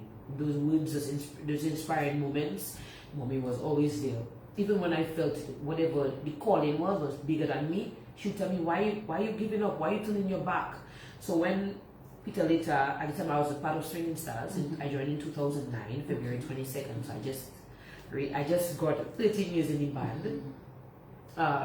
Philip Wasford and Peter approached me, but Peter first, and he said, "What do you think about Calypso? Maybe you should go." Just like that. What do you think about Calypso? I just joined the band, like I literally joined the band in February, and at the end of the season, I think he was dropping me home from a rehearsal, and he asked me, and I said, "Calypso, that's what people think. I'm not interested in Calypso." He said, "Really? What you have to lose? Okay, try it 1 year. If you don't like it, you don't have to go back." So I said, I'm not in that. So then Philip Wasford called my mother. They're very close friends. My mom used to work at Dupini and he worked at Dupini. And he said, "Mary, what is your daughter doing? What is your daughter doing? She getting an opportunity to sing." But that's actually his speech for when they asked me to join Swinging Stars, because I took that down too. Yes. And he said, tell her, try something new. So Peter told me, if you don't like it, you don't have to go back. Right. And then I took part in eliminations end of 2009. So they convinced you? Yeah, Peter convinced you. Yes. So I took and part. is it influence from your mother too? Oh, most definitely. Okay. Mommy had to tell me the yes for me to do it, So when I told her, they asked me, she said, "Well, Tash, if it's something that they tell you should try, maybe you'll be good at it, or maybe you should try it." So I tried it. And I had He's a Boy, that's my very first Calypso, written by Ian Jackson. And I made it all the way to finals. The first time? Yes. I think I've always been in finals. Ever since that's I can a good remember. record to have. Yes. So singing for about 11 years now. No, 11, 12, 13, about 13, 14 years singing. 13 years singing Calypso, and that first year was when the bug bit me. So that was it. And you liked it? It was nice. I felt, hey, it's not so bad.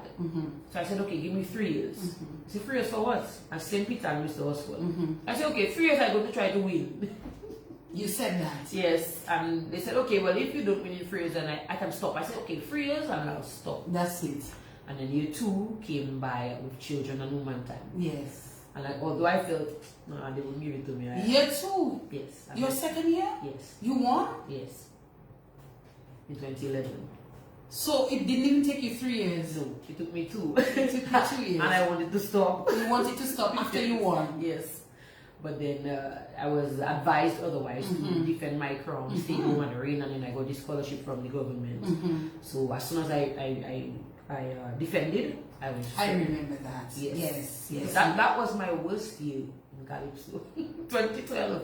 I didn't place. You didn't place? No. And I've always been. What did you sing in 2012? I sang I Leaving and the Cradle Robbery. So a little bit of, let's take a little bit of Cradle Robbery, a little. Oh yeah, you have that one, okay.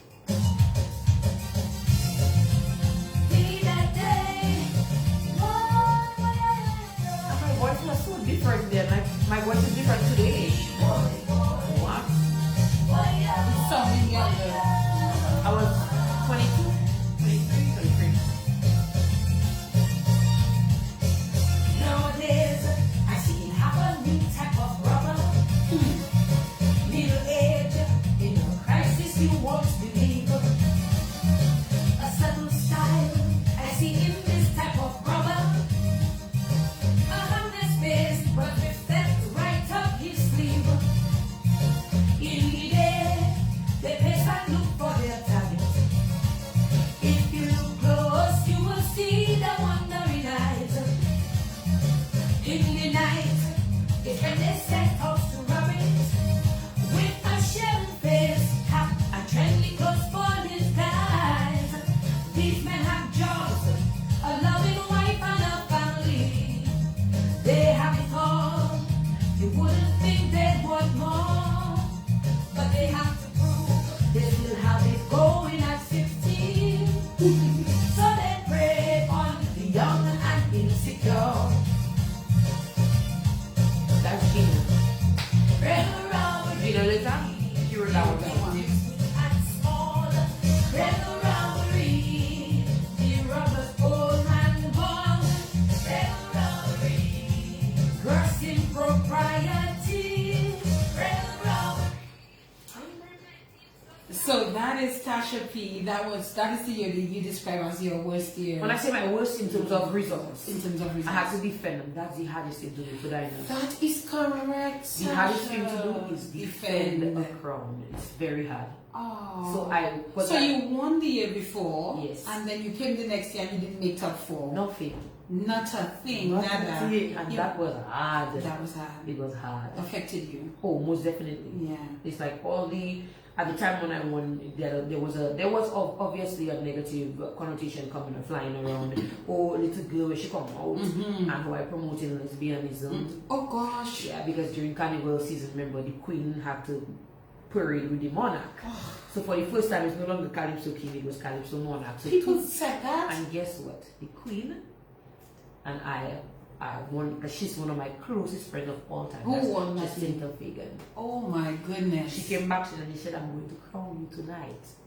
I told her, "Nah, that's right." Oh, people are so immature because of certain things. But then it happened, that passed through, and like all the things they were saying about me the year before felt like they were exciting. The next year I didn't place. You know, Calypso can be very critical. Yes. You have to be strong. I was, Especially as a female. I mean, I was facially, like you could see me smiling all the time. But if you ask my team and even my family, oh, it was a tough. It took a toll on you. Yes, I lost weight. I was mad, and then I couldn't wait to go to study. Dominicans, you see what you all can do? Stop it. But again, as I said, that helps to build your foundation. So all the bricks, all the criticism, all the negatives, I was taught how to use them as fuel to build myself. And maybe that's why I always get emotional when I hear people who love me or speak about me. It's different. Yeah. So. Yeah. And so you would have gone off to study after that? 2012. Okay, I still, because I said I was going to play one last voice note, and that's in terms of your winning this year. I'm the president of the Calypso Association. Oh. Ferdines, and good night to Tasha P. You know, just want to take the opportunity as president of the Dominica Calypso Association to say big congratulations to Tasha P for winning the 2022 Virtual Calypso Monarch. We at the DCA just want to congratulate her, as well as congratulating all the other competitors who placed in the top 4 and all the competitors who performed this year in making the Calypso season what it is. All our players and everybody, we give thanks for them. But tonight is Tasha P night, and I just want to go further by letting the world know, you know, a little about Tasha in my view of her. And I think that view is the view of many people who knows Tasha P. Tasha P is one of the Calypsonian, or I should say one of the artists, who every single time gives more than 110% when she comes on stage. She takes Calypso and the business of stage performance and music very, very, very serious. And it is no surprise that Tasha P continued to achieve in the Calypso arena. She was, after 50 something years, the first female to win the Calypso Monarch in Dominica. And this was history in the making when Tasha P did it. And since Tasha P burst on the scene, she has always been able to win the hearts of the fans and the judges, as it relates to she being always in the top 5 positions. And this year she emerged as the #1 Calypsonian in the competition by winning the Calypso Monarch, Virtual Calypso Monarch title.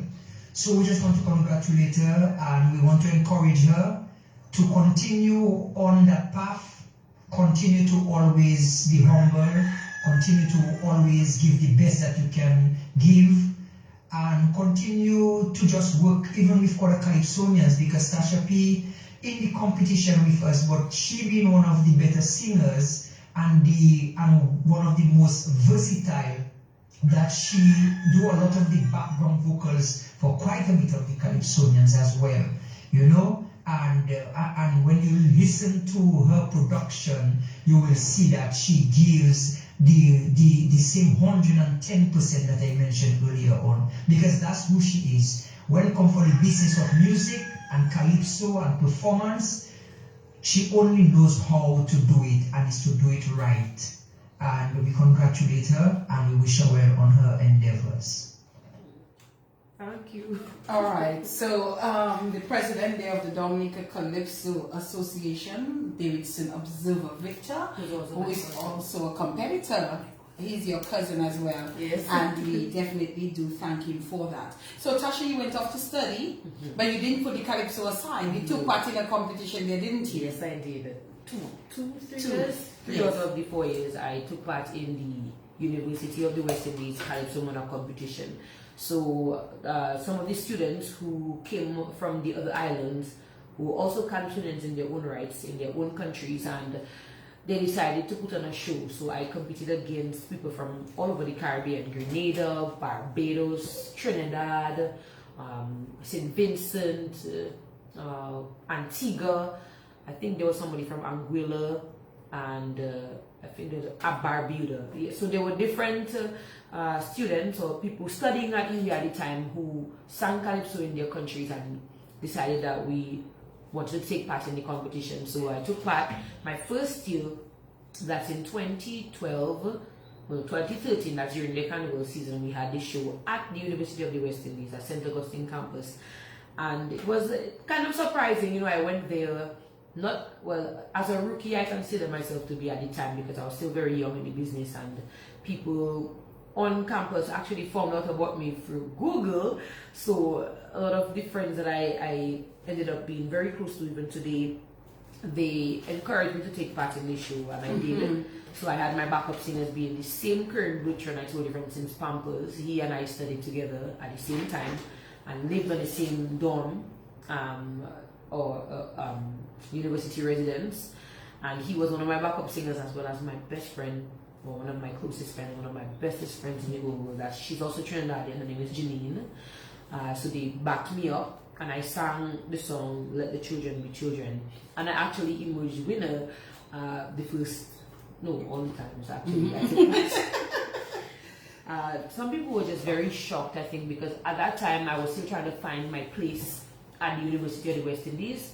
So, as I told you before, I didn't have to speak to be there. So a lot of times I got people trying to find out, but who's that foreign girl? That girl, from what country is she from? She's different, or she's weird, or she have a certain, I guess the way I'm moving, my movement is a little alluring.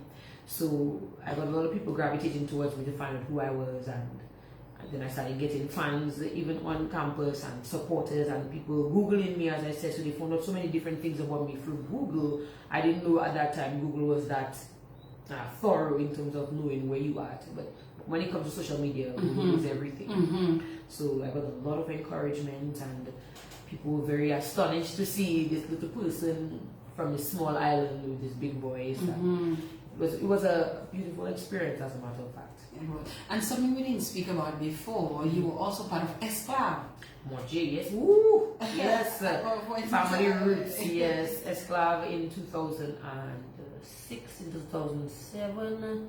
Yes, my cousin Johan Farrell at the time was one of the members in the band. So we had a nice little rapport. So every Friday we perform at the Fortium Hotel for happy hour, and it kind of took off from there for a little while, and then that's when I took a break, and then I ended up joining Swinging Stars. Okay.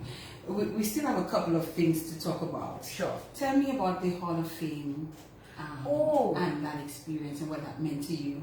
Yes, I did not even know that there was an institution or an association where they recognize people in a Hall of Fame for Calypso. And Alex Bruno, I think, was the person who approached me for that. That's him? Yes, and I got my citation read by Ozzy Luis at the time, and I had to, the same friend of mine I told you about who won Queen at the time, the pageantry queen Jacinta Fagan, who's now a D4, she was the one who had to hand me that same plaque. So we just kept meeting each other at that time, at that point. But this was a shocking discovery for me, that I was recognized for my contribution in the Calypso world in Dominica as a female and as a young person coming up. I think I'm maybe the youngest Monarch, I think.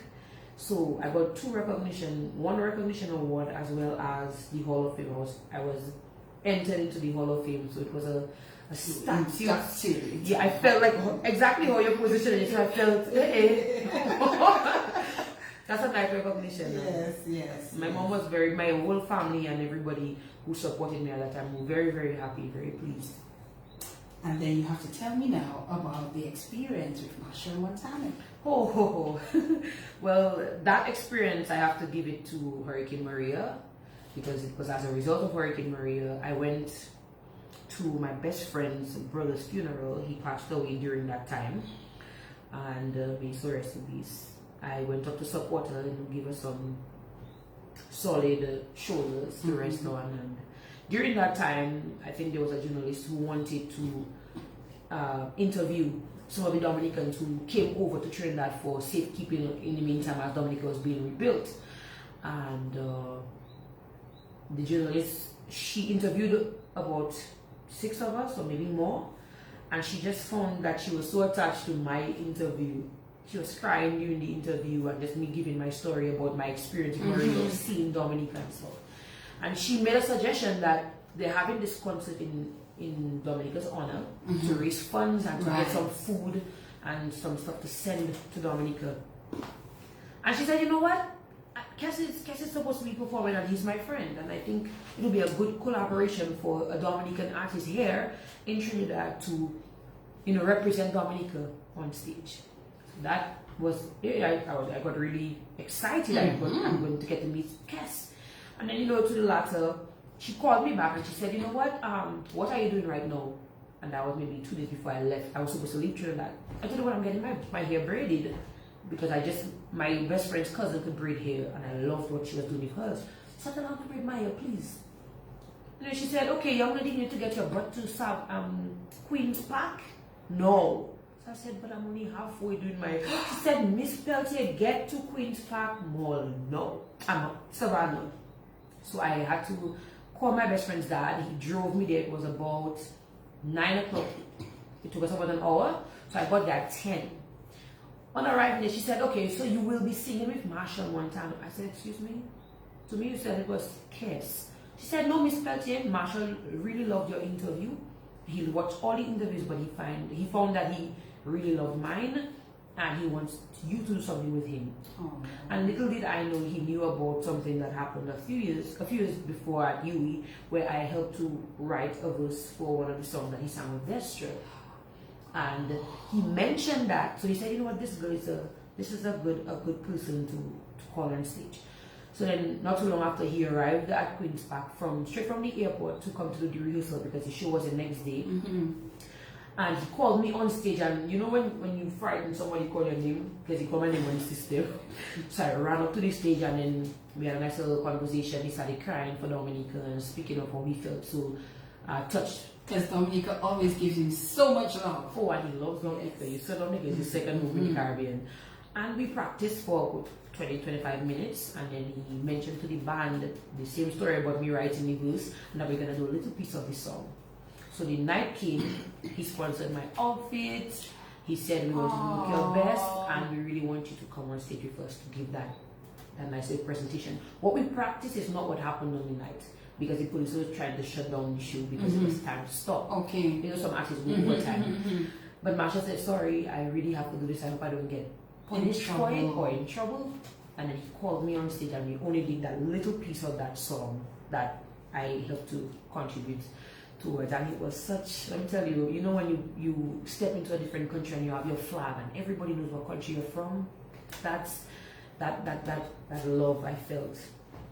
I felt like I was Dominica, and I spoke on behalf of all Dominicans, and I represented for all of us. Oh, that was huge. And even the people in the crowd, the Dominicans who were living in Trinidad, they came out, and it was a tearful, emotional, heartfelt. I felt like, yes, I did what I came here to do. So I was very, very thrilled to have had the opportunity to represent Dominica. Oh, wonderful. A couple of other things, and we can start winding down. Okay. You also took part in the regional Calypso competition, and you also won a Calypso Queens competition in Dominica as well. Yes. Talk about 3 Calypso Queen competitions in Dominica. 3 Calypso Queen competitions. Yes, 2010, 2011, and 2012. Well, yes, those 3. Okay. And then the show, I don't think we had it another time, but I was at school, so I didn't compete in that. And what else? Caribbean. You took part in the Caribbean. 2 Caribbean competitions. One in St. Kitts with all the monarchs of the Caribbean, including Karen Ashley, who was a monarch of Trinidad at the time. Just 2 female winners, and we competed in St. Kitts. She was amazing for Dinah. She was amazing. And she won. I came first runner-up by a few points. I think it was 2 or 3 points. Oh, wow. So it was really close, but it was, again, another great moment to represent Dominica. And then I competed in Montserrat with only females. And at that time, I came first runner-up again to a lady named Minel from St. Lucia. She was a female monarch at the time in St. Lucia. She was a masterpiece. And I, again, by a few points. It was really crazy. Both times it was just by maybe 2 or 3 points. Yeah. All right, you're a superstar in your own right, I tell you, girl. Okay, so I think we covered quite a bit, Tasha. yes. I think we got to know you so much more intimate, you know, on the program tonight. Where do you see your Calypso future? You said you were going to do 1 year or 3 max, and then you went to win. And you're there, what, 13 years later? Yes. 13 years later, you're still there. How many more years do we have to see Tasha on that stage? Well, once the bug bites you, there's no certainty All right. as to how long, because you can attest by the other Calypsonians who have been there for decades. However, I would like to see more of me in the background in terms of encouraging younger people to take part in the competition, because it has done so much for me, and I know Dice always says that when he speaks in interviews. Calypso has done so much for him, and it has done a lot for me. It has changed my life in more ways than one, and I would like it to change somebody else's life in that light, in that regard. So I want to see myself hopefully having a little workshop where I can train some of the young, or I can assist in helping to give them, enlighten them on what Calypso is, what it can do for them, where it can bring them. And even if I'm not in the forefront, I would love to work with the young people, as I said, just to give them a little insight as to what it can be, because I grew up thinking Calypso was for old people and for big man thing, and now that the door has been opened for us females, I really want to encourage young ladies to not give up and to try it, because it will give you a different outlook as to what Calypso can really do for you, especially in Dominica. In Dominica. You also won the Stardom Monarch of the 10th this year. You've won it before. This is my 3rd time. This is your 3rd time. 3 seems to be a lucky number, Tasha. Oh my goodness. So that means there's a couple more of the monarchy to come your way. Nicely said. But somebody told me this year that I like double digits. I told them why. They said you won in 2011. Now you're winning in 2022. You've won 3. Everything was a 3, and then 3 queens, 3 more. Oh, that's crazy. Yes. So I'm not too sure what that's supposed to mean, but I am thankful to God for every single bit of who He has made me to be, and for giving me the gift that I have. And it is an amazing gift that you've been blessed with. And as we get ready to wind down on the program, there was just one other piece we just had to just give a little bit of before we wrap up. I hope I have the right thing. Yes.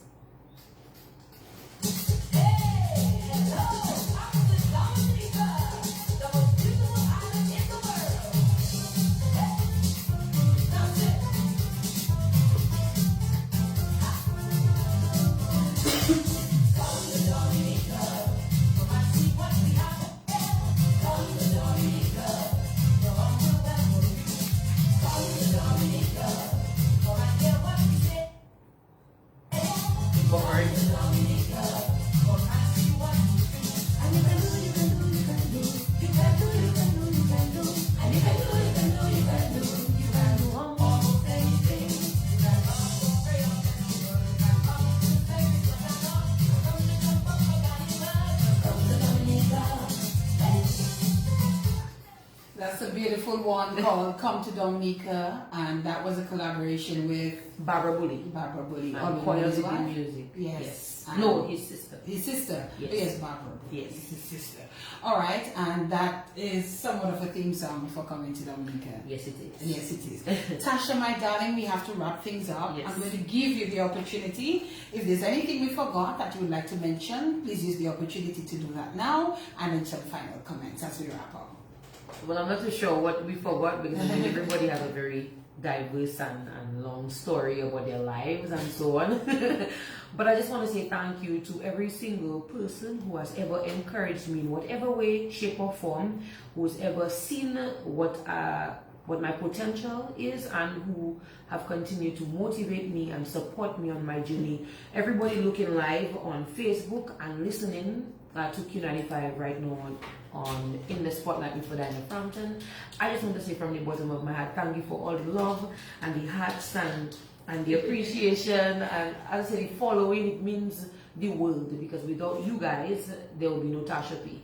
And the recognition is such a fascinating feeling. I just want to make sure that you guys feel the warmth of my heart. I'm very, very grateful, and to my band members, the Swinging Stars, to the Six Necessary Singers, to my family, my friends, my parents, everybody, to my staff members at Cultural Division, and all the other places that I've worked. But I know, thank you so much for having me. I this is I don't know. I'm still a little speechless about how it ended up with all the voice notes and so on. I'm thank you to the Calypso Association for accepting me into the art form, and to everybody. Thank you so much. So much love is pouring from my heart right now. Again, Fidana, thank you very much.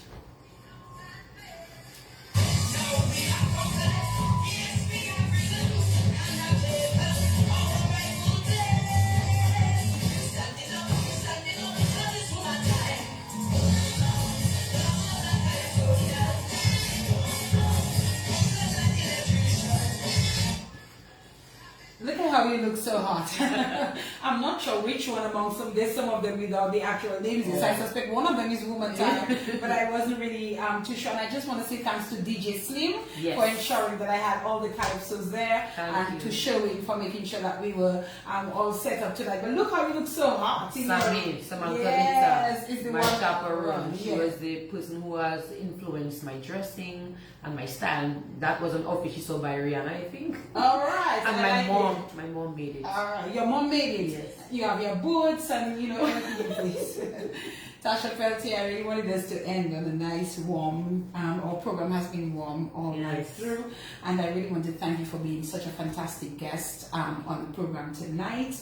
You were awesome, and I really enjoyed hearing your story. I'm sorry that I caused you to get a bit emotional tonight, but I'm guilty of doing that a lot of times. But obviously we had a wonderful program, fantastic.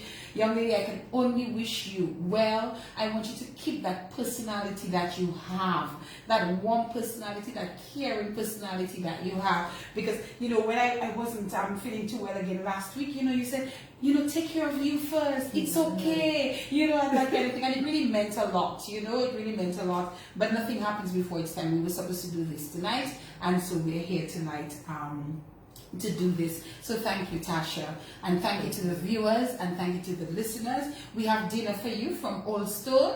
Yes, so thank you to Steve, and don't forget to check Calo the restaurant on Thursdays for your rotis. We thank Josephine Gabriel and company. We thank Q95. We thank everyone who assisted us in making this happen. I thank my voice for behaving a bit tonight. There was a little 1-2 there and there, but we still did well all the same. Thank you so much, Tasha Peltier, and we will be back next week, God willing, for another program. I'm just trying to make sure that I can get my hands on my outro there.